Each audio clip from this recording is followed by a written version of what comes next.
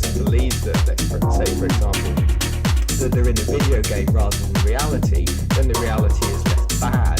That's purely what it comes down to. It's a very basic sort of black and white principle.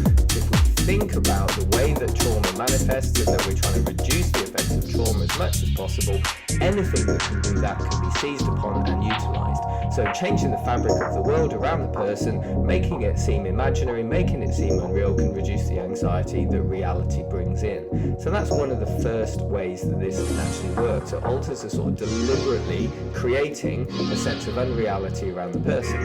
The other one is that some trauma is very, very directly associated to very, very specific things. So for example, people or places. So a person that's undergone complex trauma, i.e. let's say from abuse, from people, or in certain locations, for example, there's a tremendous degree of stress about the possibility that those people and those places might be found again, or might be taken back to, or whatever it might be. So instead of going through life and just, sort of potentially seeing the abuser's faces, or potentially seeing buildings that are triggering it, again, what the alters might be able to do is being able to sort of like take away faces, take away the memory of places.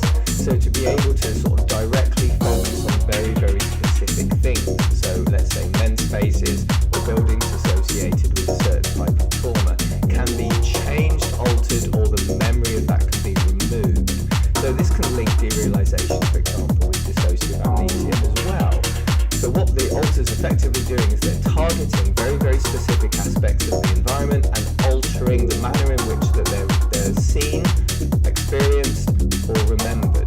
So what that does is it stops people being able to remember faces, it stops being able to sort of know that they're in the same place over and over again, or that the familiar world to them, which should be familiar, does not feel familiar, because that familiarity is being removed, because it reduces the likelihood of the trigger and therefore reduces the likelihood of there being trauma and fear. And if we think about all of these trauma responses designed to protect the individual, designed to protect the system, whatever, then any of these things